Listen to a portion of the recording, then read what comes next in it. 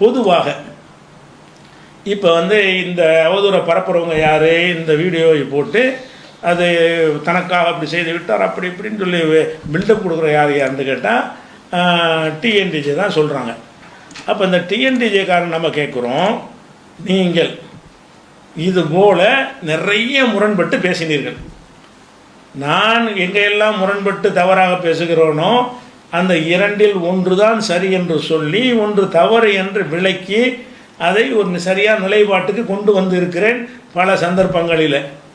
ஆனால் நீங்கள் என்ன செய்தீர்கள், இன்றைக்கு வரைக்கும் உங்கள்கிட்ட முரண்பாடாக பல விஷயங்கள் இருக்கிறது. அது ரெண்டையும் எடுத்து போட்டு கேட்டால் நீங்கள் என்ன செய்யணும், அப்பொழுது கேட்கவும் செஞ்சாச்சு. கேட்டோம்னு சொன்னால் நீங்கள் என்ன செய்யணும், இல்லை அதுதான் சரி இது சரியில்லை, அல்ல இது சரி அது சரியில்லைன்னு சொல்லணும். நீங்கள் என்ன செய்கிறீர்கள், இந்த 20 அறிஞர்களுன்னு சொல்லக்கூடியவர்கள் என்ன செய்கிறாங்க தெரியுமா, எவ்வளவு முரண்பாடுகளை அள்ளி போட்டாலும் சரி இந்த காதில் வாங்கி இந்த காதில் விட்டுறாங்க. இது ஒரு பதில் சொல்கிற ஒரு விஷயமா இருக்குது. நம்ம நேற்று சொன்னதுக்கு மாற்றமாக சொல்கிறோம், கரெக்டு தானே கேட்குறாங்க. ஒன்று அதை சரின்னு சொல்லணும், இதை சரின்னு சொல்லணும், அதுக்குரிய காரணத்தோடு சொல்லணும். இப்படி சொல்லாமல் நம்ம பாட்டுக்கு இருக்கலாமான்ற ஒரு உணர்வு இல்லாமல் இருக்கிற காட்சியை பார்க்குறோம். இன்னும் சொல்ல போனால் அதுக்கு பதில் சொல்கிறதுக்கு முன்னாடி அந்த அடிப்படையை நீ விளங்கிக்கணும். இன்னும் சொல்ல போனால் அதில் ஒரு அறிஞர் என்ன சொல்கிறாருன்னு கேட்டால், நம்ம தவறாக சொல்லிட்டாலும் மக்கள்கிட்ட தவற ஒத்துக்கொள்ளக்கூடாது. ஒத்துக்கொண்டோமே ஆனால் ஜமாத்துடைய அந்த மதிப்பு குறைந்துவிடும், நம்ம ஜமாத்தும் தப்பாக சொல்லுமா என்று நினைத்து விடுவார்கள் என்று அதை ஒரு ஃபோன் உரையாடலில் கேட்கும் பொழுது அவர் சொல்லி அதை நீங்கள் எல்லாம் பலரும் பார்த்துருப்பீர்கள். அப்போ இந்த தவறாக ஒன்று சுட்டி காட்டினால் கூட அதுக்கு என்ன செய்யணும், இப்போ நீங்கள் சுட்டி காட்டிருக்கீங்கல்ல, அதுக்கு நான் பதில் சொல்லுவேன். அந்த மாதிரி நீங்கள் பதில் சொன்னது உண்டா, முதல் விஷயம். உதாரணமாக ஒரு பிறை பார்த்து டவுன் காஜி வந்து பெருநாள் அறிவிக்கலை, நம்ம அறிவிச்சிட்டோம். உடனே டவுன் காஜிக்கு எதிராக போராட்டம் பண்ணினார்கள் டிஎன்டிஜேயில். அதுக்கடுத்து என்ன செய்கிறாங்கன்னா அடுத்த வருஷத்துலேயே அவர்கள் பிறை பார்த்து அறிவிக்காமல் அடுத்த நாள் பெருநாள் என்று அறிவித்தார்கள். அப்போ நீங்கள் எதை எதிர்த்து நீங்கள் டவுன் காஜியை போராட்டம் பண்ணீங்களோ அதுக்கும் இதுவும் முரணாக இருக்குது. எது சரின்னு கேட்டால் அதுக்கு இன்றைக்கி வரைக்கும் என்ன பதில், பொருந்தக்கூடிய பதில் என்ன? டவுன் காஜி சொன்னது கண்டித்து அவரை பதவி நீக்கம் செய்யணுங்கிற அளவுக்கு கொந்தளிக்கிற அளவுக்கு ஆர்ப்பாட்டம் பண்ணினீங்க. எதனால் பண்ணினீங்க, பிறையை பார்த்துட்டு அந்த தகவல் கிடைத்து அவர் ஏற்றுக்கொள்ள மறுத்து விட்டார், அதான விஷயம். பெருநாள் அறிவித்து விட்டார், அறிவிக்க மறுத்து விட்டார் தானே பிரச்சனை. அதைத்தானே நீங்கள் செஞ்சுருக்கிறீங்க அப்படின்னு கேட்டால் இது முரண் தானே. இதுக்கு இன்னைக்கு வரைக்கும் ஏற்புடைய பதில் உண்டா, இல்லை. இன்னும் சொல்ல போனால் இந்த பெருநாளைக்கு வந்து என்ன செய்கிறாங்க, அதே மாதிரி அறிவிக்கிறாங்க. அதாவது பிறை பார்த்த தகவலை ஏற்றுக்கொண்டு அறிவிக்கிறாங்க. அப்போ என்ன ஆகுதுன்னா 3 முரண். ஒரு கட்டத்தில் அவர் ஏன் ஏற்றுக்கொள்ளாமல் விட்டார்னு அவரை கண்டிக்கிறது, அடுத்த வருஷம் நாங்களே ஏற்றுக்கொள்ள மாட்டோம் என்று சொல்வது, அதுக்கடுத்து இந்த வருஷம் வந்து நாங்கள் ஏற்றுக்கிட்டு அறிவிப்போம். அப்போ இந்த பிறைக்கு ஏன் 3 விதமான அறிவிப்பு செய்கிறீங்க அப்படின்னு கேட்டால் இதையெல்லாம் 3ஐயும் வைத்து கொண்டு இல்லை இது வந்து அந்த 2 சரியில்லை, செஞ்சுருக்கக்கூடாது, அது தவறு தான் அப்படின்னு இது வரைக்கும் ஒரு வார்த்தை சொல்லப்பட்டுச்சா? சொன்னதான் மக்கள்கிட்ட மதிப்பு போயிருமே. இப்படி ஒரு விஷயத்தை பார்க்குறோம். அதே மாதிரி வந்து இந்த பிறை சம்பந்தமாக அதை வந்து அதாவது கன்னியாகுமரி மாவட்டத்துக்கு மட்டும் தகவலை ஏற்று அவங்களுக்கு பெருநாள் அறிவிச்சிங்க. அடுத்து மற்ற பகுதிகளுக்கெல்லாம் நோன்பை விட்டுட்டு மறுநாள் பெருநாள். நீங்கள் ஒரு பேரை ஒரு மாநிலம் ஒருத்தனுக்கு பெருநாள் அடுத்தவனுக்கு பெருநாள் இல்லைன்னு சொல்கிறீங்களே, இது முரண் இல்லையா அப்படின்ட்டு கேட்டோம். அதுக்கு என்ன சொன்னாங்க, அது கன்னியாகுமரிக்காரர்கள் வந்து தயாராக இருந்தார்கள், கேட்டுக்கொண்டார்கள், எங்களுக்கு முடியும், மக்களை திரட்ட முடியும் என்று சொன்னார்கள், அதனால் அவங்களுக்கு பர்மிஷன் கொடுத்தோம். இது ஒரு பதிலை சொன்னாங்க. அதுக்கப்புறம் பிறை ஆய்வுண்டு ஒரு போட்டாங்க. அந்த ஒரு சாட்சியினால ஏற்றுக்கலான்னு இப்போ சொல்லியிருக்கிறாங்க. ஒரு சாட்சி இந்த பிறைக்கு வந்து ஒரு 2 சாட்சி தேவையில்லை, ஒரு சாட்சி ஏற்றுக்கொள்ளலாம் என்று இப்போ சொல்லியிருக்கிறார்கள். அப்போ என்ன சொன்னார்கள், குலைச்சலுக்கு ஒரு சாட்சி என்பதால் ஏற்றுக்கொள்ளவில்லை. அப்போ இந்த பெருநாளைக்கு ஒரு சாட்சி என்பதால் ஏற்றுக்கொள்வார்கள், அந்த பெருநாளைக்கு வந்து ஒரு சாட்சி என்பதால் ஏற்றுக்கொள்ளலை. அந்த ஒரு சாட்சிக்கு வந்து தெளிவற்றதாக அவங்க சாட்சி சொன்னாங்க அப்படின்னாங்க. தெளிவற்றிருந்தால் என்ன தெளிவற்றது? பிறை பார்த்தேன் என்பதை அதை சொல்வது என்னத்தில் பெரிய லாஜிக் விவாதம் பண்ண போகிறாங்களா? என்ன தெளிவுன்னு கேட்டால் அதுக்கு இது வரைக்கும் ஆன்சர் இல்லை.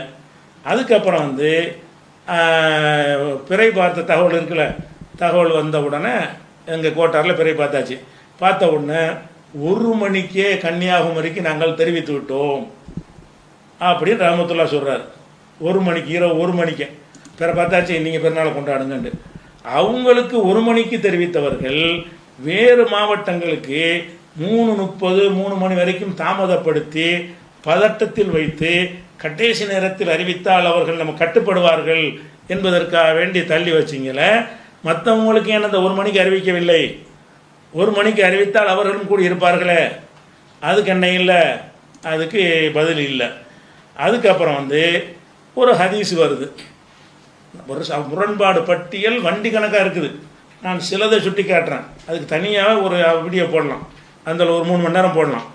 அதாவது ஒரு ஹதீஸ் இருக்குது, கிராமவாசிகள் வந்தார்கள், பிறை பார்த்ததாக சாட்சி சொன்னார்கள்.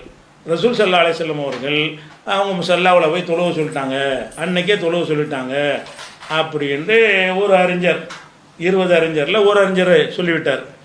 அதுக்கடுத்து இன்னொரு அறிஞர் என்ன சொல்கிறாரு, இல்லை அவங்க வந்ததை அடுத்த நாள் தான் தொழுவ சொன்னாங்க, அன்னைக்கே தொழுவலை அப்படின்னு சொல்லிட்டு தமாமி சலாசீன் 30வது நாளை முடிக்கும் நேரத்தில் தான் அந்த தகவல் வந்துச்சு. பிறை பார்த்த தகவலை நோன்பு திறக்கும் போது நோன்பு திறக்கிற நேரத்தில் வந்துச்சான் அப்படின்னு தமாமி சலாத்தினுக்கு ஒரு அர்த்தத்தை கொடுத்து முரணா சொன்னார். இந்த 2ல் எது சரி? 2ல் எது சரின்னு கேட்டோம்ல, அதுக்கு பதில் இல்லை. அதுக்கப்புறம் இந்த தமாமி சலாத்தினுக்கு இப்படித்தான் அர்த்தம், நோன்பு முடிக்கும் போது தான் வந்தார்கள் சொல்றிய, இது எந்த அகராதியில், எந்த டிக்ஷனரியில், எந்த மொழிபெயர்ப்புலேருந்து எடுத்த அப்படின்னு கேட்டோம். அந்த லிஸ்ட் அப்படி இருக்குது, அதுக்கு பதில் சொல்லலை. பதில் சொல்லுங்கிற மட்டும் இல்லாமல் இதே விஷயத்தை பற்றி பிறை ஆய்வுன்னு சொல்லி வெளியிட்டாங்க. இப்போ வெளியிடும் போது அந்த பிறை ஆய்வில் என்ன சொல்கிறாங்கன்னு கேட்டால், அதாவது நாங்கள் ஆய்வு செஞ்சோம், பிறை பார்த்த தகவலை குறித்து தான் ஆய்வு செஞ்சுருக்கிறோம். அந்த தமாமு சலாசீன், அதாவது நோன்பு திறக்கும் நேரத்தில் வந்தார்கள் அப்படிங்கிற ஒரு விஷயத்தை பொறுத்த வரைக்கும் நாங்கள் இன்னும் ஆய்வு செய்யலை, அதை பிறகு ஆய்வு செய்ய தெரிவிக்கிறோம் என்று சொல்லி வருஷம் 2 ஆச்சு. ஒரு ஹதீஸுக்கு என்ன அர்த்தம் என்று தப்பான அர்த்தம் செஞ்சேன்னு சுட்டி காட்டுக்கிறோம். ஆமாம் தப்பு தான், அது அன்னைக்கு தான் தொழுதாங்கன்னா டாபிக் ஓவர். ஆனால் டாபிக் ஓவராக போயிடும், கௌரவம் என்ன ஆகுறது, நம்ம மரியாதை என்ன ஆகுறது? மார்க்கத்தில் உங்களுக்கு மரியாதையா? மார்க்க விஷயம் தப்புனா தப்பு, நான் தப்பாக தான் சொல்லிட்டேன், இதில் வெக்கப்படவே கூடாது. அவன் தான் அல்லாவுக்கு பயந்தவன். மார்க்கத்தில் அவன் வந்து என்ன ஆகிறேன், அது வந்து மார்க்கத்துக்கு பெரிய கேடாக ஆகிவிடும். அப்போ காலையில் வந்தது சரி. அப்போ இப்போ என்ன பிரச்சனைன்னு கேட்டால், அந்த ஹதீஸுக்கு அர்த்தம் என்னங்கிறத நேரம் இல்லாத காரணத்தில், ஒரு ஹதீஸுக்கு என்ன அர்த்தம், அந்த தமாமு சலாசீன் என்கிற வார்த்தைக்கு என்ன அர்த்தம் செய்கிறது என்பதற்கு நேரம் பத்தாத காரணத்தினால் பிறகு ஆய்வு செய்து சொல்கிறோம். 2 வருஷம் ஆச்சு. அது என்ன அர்த்தம்? அப்போ நீ ஒரு பிழை செஞ்சேன்னு சொல்லும் பொழுது ஒரு மார்க்கத்தை நம்புகிற தௌஹீதில் இருக்கிற ஒருத்தனுடைய பேசிக் என்ன? என்னப்பா தப்புனா தப்பாக சொல்லிட்டேன்ப்பா, நான் இதை மாற்றிக்கிறேன், இப்போ என்ன இதான் சரின்னா ஏற்றுக்கிறேன், ஒரு வரி முடிஞ்சு போச்சு. நம்ம கௌரவம், நம்ம மரியாதை, நம்ம அந்தஸ்து அதை மனசில் வச்சுக்கிட்டு இருக்கிறதா? தவறுனா தவறு அப்படிங்கிற ஒரு விஷயம் இருக்கிறது. அதுக்கப்புறம் வந்து இன்னொரு விஷயங்கள் எடுத்துக்கிட்டிங்கன்னா, ஒரு முகமது பின் அஜ்லான் என்கிற ஒரு சஹாபி வந்து ஒரு அறிவிப்பாளர் பலவீனமானவர் என்று சொன்னீங்க. அதுக்கு சில வாதங்கள்லாம் வச்சிங்க. இல்லை பலவீனமானவர் இல்லை, அவ்வளோ ஆதாரங்களை வச்சாச்சு. இப்போ பலவீனமானவர் என்று நீங்கள் ஒரு வாதம், பலவீனமானவர் இல்லை என்று நான் உங்கள் வாதத்தை மறுத்து நிறைய ஆதாரங்களை சொல்லியிருக்கிறேன். இப்படி 2 விஷயம் வந்து விட்டது. அப்போ பலவீனமானவரா இல்லையா, 2ல் ஒரு முடிவுக்கு வரணும்ல. ஒன்று, அதுக்கு மறுப்பு கொடுக்கணும். நான் சொன்னதை ஏற்றுக்கணும் அவசியம் கிடையாது. நீங்கள் பலவீனமானவர், நான் பலவீனமானவர் இல்லைன்னு சொல்கிறேன். அப்போ பலவீனமானவர் இல்லைன்னு நான் சொல்லியிருக்கும் பொழுது, ஒன்று அது சரிதான், நாங்கள் தவறாக சொல்லிவிட்டோம் என்றால் நீ அல்லாஹ்வுக்கு பயந்து மார்க்கம் சொல்கிறோன்னு அர்த்தம். அல்லது அவர் தவறாக சொல்கிறாரு இந்த அருக்கு ஆதாரம் என்று மேலும் அள்ளி போட்டீர்களே, ஆனால் அதில் நீங்கள் மார்க்கத்தை அடிப்படையில் யோசிக்கங்க அர்த்தம். பச்சையாக தெரியுது பொய் சொல்லிட்டீங்கன்னு சொல்லி, அப்போ பொய் சொல்லிட்டேன்னு சொல்கிறத நிரூபித்த பிறகு கல் மாதிரி இருக்கிறீங்க. இந்த நிமிஷம் வரைக்கும் என்ன செய்யலை, 2 வருஷமாகி அது தவறு தான், அவர் நம்பகமான ஆள் தான், நாங்கள் தான் சொல்லிட்டோம், முதல்ல சொன்ன வாதங்கள் தவறு என்று ஒத்த வரி சொன்னீங்களா? இல்லை. இந்த முரண்பாடுக்கு என்ன, ஏன் அப்படி அவங்களுக்கு இருக்க முடிகிறது? அதே மாதிரி ஒரு ஹதீஸுடைய ஒரு வாசகத்தை வந்து இடைச்சர்கள் நபி சொல்லாத ஒரு விஷயம் முத்துரஜு அப்படின்ட்டாங்க. முத்துரஜுன்னு சொல்லி என்னென்னமோ பெரிய வியாக்கியானமெல்லாம் கொடுத்து ஹதீஸ்களையை பற்றியெல்லாம் எழுதியிருந்தாங்க. அப்போ நம்ம நினைஞ்சோம், இது இடைச்சர்கள் இல்லைப்பா, இது நபி சொன்னது தான், இடைச்சர்கள்னு முடிவு செய்வதாக இருந்தால் அதுக்கு என்னென்ன கிரவுண்ட் இருக்கணும் என்று. முத்துரஜு என்றால் என்னென்னு தனி ஆர்டிக்கலே இருக்கிறது.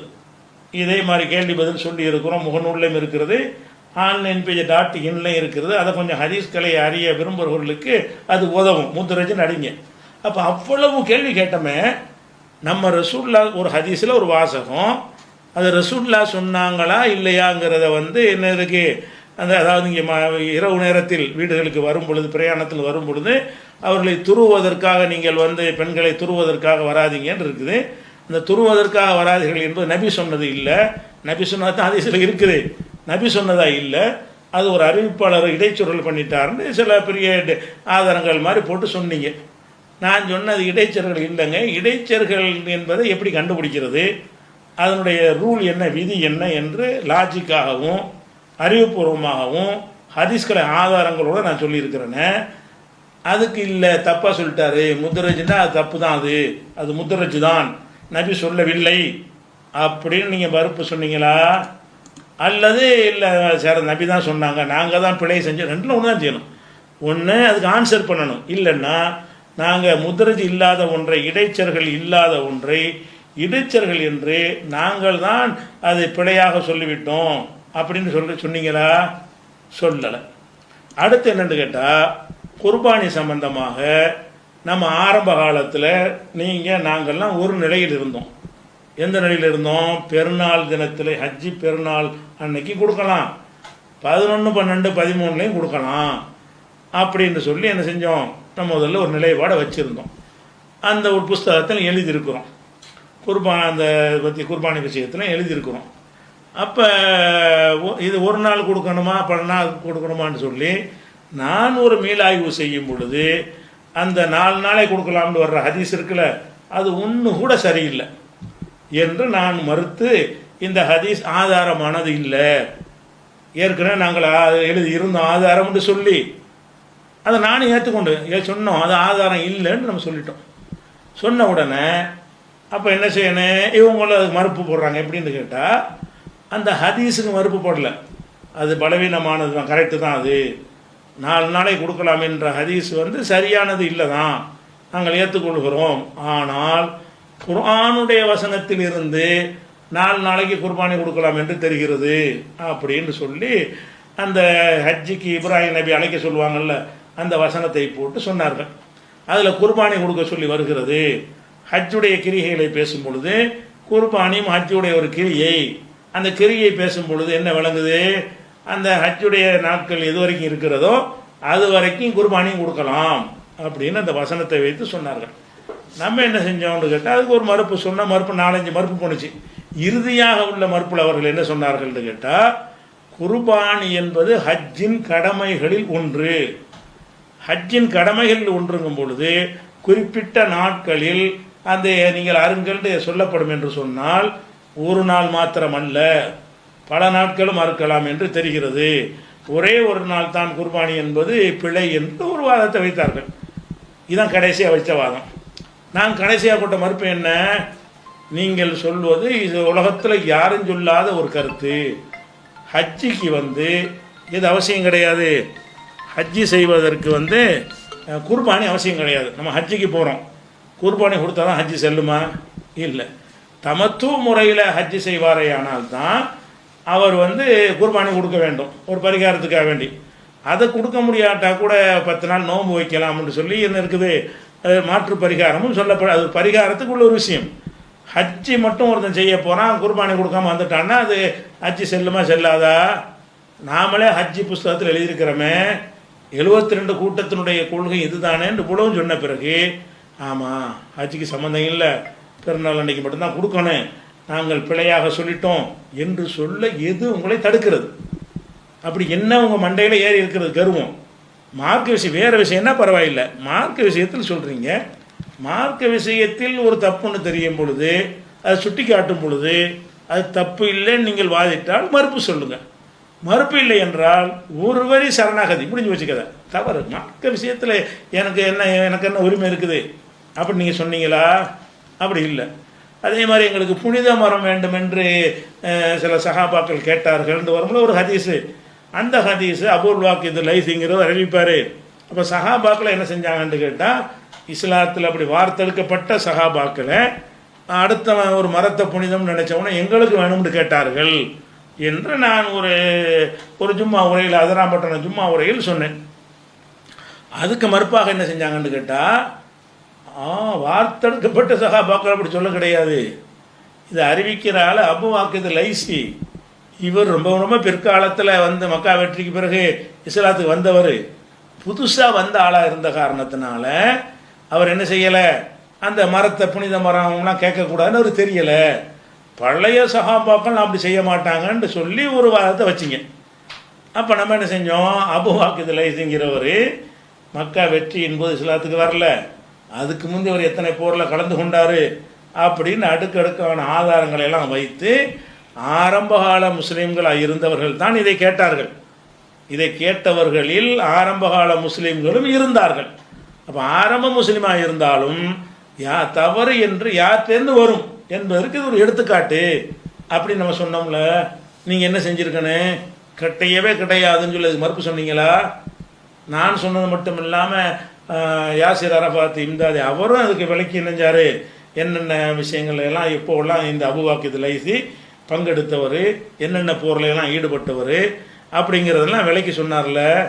அதுக்கு ஏன் நீங்கள் மறுப்பு சொல்லலை? வாபஸ் வாங்கிடணும்ல. இல்லை சஹாபாக்கள் யாராக இருந்தாலும் செஞ்சு தான் இருக்கிறாங்க, தப்பு ஒத்துக்கிறதுங்கிற கான்செப்டே இல்லை. அதனால் இந்த மாதிரி எடுத்து கேட்குறது, நேற்று சொன்ன முறை இந்த முரண், இந்த விளையாட்டுலாம் என்கிட்ட கேட்க முடியாது. ஏன்னு கேளுங்களேன், முரண்னா தப்பு நான் ஒத்துக்குருவேன். ஒன்று அதை சரியுமே இல்லாட்டி இதை சரிமேனே தவிர உங்களை மாதிரி கல்லூரி மங்கல் மாதிரி உட்காந்துட்டு இருக்கிறாள் நான் கிடையாது. சரியா? அது ஒரு விஷயம். அதே மாதிரி வந்து சஹாபாக்கள் நபியாக இஸ்லாத்தை ஏற்பதற்கு முன்னாடி தான் தவறு செய்தார்கள், இஸ்லாத்தை ஏற்றதுக்கு பிறகு தவறு செய்யவில்லை என்று ஒருத்தர் 20 அறிஞரில் ஒருத்தர் பேசுகிறார். அதுக்கு நம்ம கேட்குறோம், ஏன்ப்பா இஸ்லாத்தை ஏற்றுக்கிட்ட பிறகு தப்பு செய்யலையா?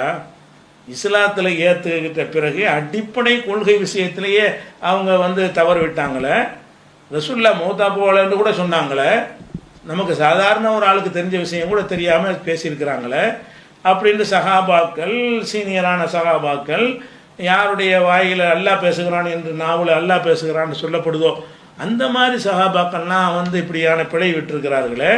அப்போ நபித்தோழர்கள் வந்து இஸ்லாத்தை ஏற்ற பிறகு ஒரு தப்பும் செய்யலைன்னு சொல்கிறீங்களே, இஸ்லாத்தில் ஏற்ற பிறகு தானே நபித்தோழர்கள் போர் செஞ்சுக்கிட்டாங்க, யுத்தம் செஞ்சு கொண்டார்கள். அப்போ இஸ்லாத்தை ஏற்ற பிறகு செய்யலைன்னு ஏன் சொல்கிறீங்க அப்படின்னு நிறைய ஒரு பட்டியலை போட்டு சொன்னோம். அப்போ நீங்கள் என்ன செய்யணும், அவ்வளவும் பொய் அப்படி சொல்லணும். சஹாபாக்கு நீங்கள் ஒரு கருத்து என்ன சொல்கிறீங்க, இஸ்லாத்தை ஏற்றுக்கிறதுக்கு முந்தி தப்பு செஞ்சாங்க, ஏற்றுக்கிட்டதுக்கு பிறகு தப்பு செய்யலை தானே வாதம். இது வாதமாக இருந்தால் என்ன செய்யணும், நான் எதையெல்லாம் ஆதாரமாக காட்டினேனோ அது எல்லாம் பொய், அப்படி ஒரு ஹதீஸே கிடையாது, அப்படி அதுக்கு அர்த்தம் கிடையாதுன்னு சொல்லவும் இல்லை. அல்லது இல்லை நாங்கள் பேசிக்காக தப்பாக போயிட்டோம், மனிதன் தப்பு செய்கிறவன் என்பது தான் தௌஹீது. அப்படி இருக்கும் பொழுது சஹாபாக்கள்கிட்ட இருந்து இஸ்லாத்தை ஏற்ற பிறகு எந்த ஒரு பிழையும் வரலைன்னு சொல்வது தவறு, அதை பகிரங்கமாக ஏற்றுக்கொள்கிறோம் அப்படி சொன்னீங்களா? இல்லை சொல்கிற கடமை உங்களுக்கு இருக்கா இல்லையா? இது மார்க்க விஷயம் தானே. அப்போ நீங்கள் ஏற்கனவே சொன்ன நம்பி ஒருத்தன் வந்து சஹாபாக்களை வந்து தப்புக்கு அப்பாற்பட்டவன் நினைத்தா அவன் சிறுக்கு செஞ்சவன் ஆயிடுவானே, அல்லாவுடைய இடத்துல கொண்டே வச்சிடுறானே. மனிதன் தவறு செய்யாதவன் என்று யாரை பற்றி சொன்னாலும் அவன் அல்லாவுடைய இடத்துல வச்சிருவானே, அது பரவாயில்லையா? எவ்வளோ பாரதூரமான விஷயத்தை கேட்குறோம், அதுக்கு ஆன்சர் இல்லை. ஒன்று தப்பை ஒத்துக்க, இல்லாட்டி மறுப்பு சொல்லு, ரெண்டும் கிடையாது. அதே மாதிரி வந்து ஓய் சொல் கரணி அப்படிங்கிற ஒருத்தர் வந்து ஒரு சஹாபாக்கள்லாம் போய் ஆசி வாங்குற அளவுக்கு பயங்கரமான ஆளுங்கிறத ஒரு இதை ஹதீஸை வச்சு சொல்லிகிட்டு இருப்பாங்க. உமர் ரலியல்லாஹுலாம் போய் பாவ மன்னிப்பு கேட்பார் அவர், அப்படியான ஒரு ஆள் ஹதீஸில் இருக்குது. அந்த ஹதீஸை ஆய்வுக்கு எடுத்து அது சரியான ஹதீஸ் இல்லை என்பதற்கு பல காரணங்களை சான்றுகளோடு நம்ம சொன்னதற்கு அவங்க தரப்பில் ஒரு மறுப்பு ஒன்று போட்டாங்க. அந்த மறுப்புக்கு விரிவான முறையில் வரிக்கு வரி பதில் கொடுக்குற வகையில் சதாம் ஹுசேன் அவர்கள் வழியாக, கடையநல்லூர் சதாம் ஹுசேன் வழியாக ஒரு மறுப்பு போட்டோம். ஒரு வார்த்தை விடாமல் அனைத்துக்கும் பதில் போட்டோம். அப்போ என்ன செய்யணும்? இல்லை ஓய் சொல்கரணிங்கிறது ஒரு போக்கு தான், அது சரியில்லை, எங்கள் வாதம் எல்லாமே நிற்கலை, ஒத்துக்கிறோன்னு சொல்லணும். இல்லாட்டி என்ன செய்யணும்? அவர் சதாம் ஹுசேன் என்னென்ன வாதங்கள் வச்சாரோ அது எல்லாத்துக்கும் வரிக்கு வரி பதிலை கொடுத்து அது கரெக்டு தான் நிறுவனம். ஒன்று கரெக்டு தான் நிறுவனம். ஏன்னாட்டா இது பாரதூரமான ஹதீஸ். ஒரு மனிதரை வந்து ஆசி வழங்கக்கூடியவராகவும் பாவ மன்னிப்புக்கு உரியவராகவும் அப்படிங்கிற மாதிரிலாம் பில்டப் கொடுக்கறது வந்து இந்த தரிக்க ஷியாக்களுடைய ஒரு தாக்கத்தில் உள்ளது அப்படிங்கிறதெல்லாம் நிறைய ஆதாரங்களோட சொல்லியிருக்கிறோம். அப்படியான ஒரு விஷயத்திற்கு வந்து நீங்கள் வந்து மறுப்பும் சொல்லவில்லை, ஏற்றுக்கொள்ளவும் இல்லை. என்ன உங்களை தடுக்குது? மறுப்பு இப்படி கிளிப்பிங் போடுறீங்களே, இப்போ நான் போட்ட லிஸ்ட்டு படி போட்டால் எவ்வளோ வரேன்? இன்னும் நிறைய வச்சுருக்கேன். அவ்வளவு முரண், முந்தி ஒன்று பிந்தி ஒன்று. அதே மாதிரி வந்து பெருநாள் தொழுகை கடமைன்னு ஒருத்தர் பேசியிருக்கிறார். யார் பேசினார்? அவரே பின்னாடி சுண்ணத்துங்கிறார். கடமையாக சுண்ணத்தா? ஒன்று என்ன செய்யணும்? உங்களுடைய கருத்து கடமையாக இருக்குமே, ஆனால் சுண்ணத்து என்று நான் சொன்னது தப்புன்னு சொல்லணும். அல்ல சுண்ணத்தான் உங்கள் நிலையில் இருக்குமே, ஆனால் அதுதான் அதை நிலைநாட்டி ஆதாரங்களை காட்டி நான் கடமை என்று தவறாக சொல்லிவிட்டேன். ஒரு வார்த்தை சொன்னீங்களா? கடமைன்னு பேசியிருக்கிறீங்கல்ல, சுண்ணத்துன்னு பேசியிருக்கிறீங்கல்ல, அப்போ ரெண்டுமே வந்து எப்படி சரியாக இருக்க முடியும்? இந்த ரெண்டுக்கும் கேள்வி எவ்வளோ பேர் முகநூலில் மக்கள் கேட்குறாங்க, பதில் சொன்னீங்களா? இல்லை. அதே மாதிரி வந்து இப்படி ஒரு விஷயம். அதே மாதிரி வந்து கொஞ்ச நேரத்துக்கு நோன்பு வைக்கலாங்கிறது. அப்போ நோன்பு பிறை ஆய்வு சம்பந்தமான நூல்கள்னு எழுதியிருக்கிறோம்னு கேட்டால், நோன்புனாலே ஃபுல்லாக வச்சா தான் நோன்பு. நோன்புன்றா மகரிப்பில் இருந்து என்ன செய்யணும்? சுபுவில் இருந்து மகரிப் வரைக்கும் வைக்கணும்னு குரானில் இருக்கிறது. சும்மா திமு செய்யாமல் இல்லை, லைல் வரைக்கும் இரவு வரைக்கும் நோன்பை பூர்த்தி ஆக்குங்கள், இது வரைக்கும் ஃபஜரில் இருந்துன்னு சொல்லி வருது. அப்படி இருக்கும் பொழுது 5 மணிக்கு சிலாத்த தலவுனாண்டா 1 மணி நேரம் நோன்பு வைக்கணும் அவன் அப்படின்னு சொன்னீங்களே, இது மாற்றமாக இருக்கேன்னு கேட்குறோம். அப்போ என்ன செய்யணும்? இல்லை மாற்றம் இல்லை, அப்படி நோன்பு இருக்கத்தான் செய்யுது மார்க்கத்தில், அப்படி சொல்லணுமா இல்லையா? அப்படி சொல்லலை. அதே மாதிரி இப்போ குர்பானி கடமையா இல்லையாங்கிறதுக்கு அம்புட்டு போட்டு காட்டணும். குர்பானி கடமைன்னு சொல்லி நீங்கள் 3 நிர்வாகிகள் பேசியிருக்கிறாங்க, 3 அறிஞர் குழு பேசியிருக்கிறார்கள். அது மாத்திரம் இல்லாமல் பல கிளைகளில் குர்பானி கடமை என்று நோட்டீஸ் அடித்து விநியோகம் பண்ணி கூட்டு குர்பானிக்கு வசூல் பண்ணி இருக்கிறார்கள். கூட்டு குர்பானிக்கு கடமைன்னு சொன்னால் தானே கொஞ்சம் வசூல் நல்லா கிடைக்கும், ஒரு ஷேராவது சேரணும் அப்படின்னு செஞ்சுருக்கிறீங்க. இவ்வளவும் செஞ்சு விட்டு அது சுண்ணத்து தான், பிஜே கடமைங்கிறாரு, அது சுண்ணத்துன்னு மாற்றி சொல்கிறீங்க. சரி, சொல்லிட்டு போங்க. இந்த ரெண்டில் ஒன்று ஏற்றுக்கிட்டு ஒன்று மறுக்கணுமா இல்லையா? அப்போ என்ன செய்யணும்? சுண்ணத்து தான். ஃபர்லி என்று சொன்ன சையத் இப்ராஹிம் சொன்ன தப்பு, ஃபர்லி என்று நாசர் சொன்ன தப்பு, ஃபர்லி என்று ஒளி சொன்ன தப்பு, ஃபர்லி என்று பல கிளைகளுக்கும் நோட்டீஸ் அடித்து அறிஞர் குழுவிலிருந்து அனுப்புவார்களே, அந்த அறிஞர்கள் சொன்ன அத்தனையும் தப்பு, நோட்டீஸ் வெளியிட்ட அத்தனையும் தப்பு, சுன்னத் என்பதுதான் சரி என்று சொல்லணுமா இல்லையா? அப்போ இந்த முரணுக்கு என்ன ஆன்சர் நீங்கள் கொடுத்துருக்குறீங்க? ஒரு ஆன்சருமே இல்லை. இது மாதிரி ஒரு பெரிய ஒரு பட்டியலை இருக்கிறது. நான் சின்ன அளவுக்கு சொல்லியிருக்கிறேன். எதுக்குன்னு கேட்டால் இதுவே நீடிச்சிடக்கூடாது என்பதற்காக. அதனால் ஒரு அடிப்படை விளைவிக்கிறேங்க.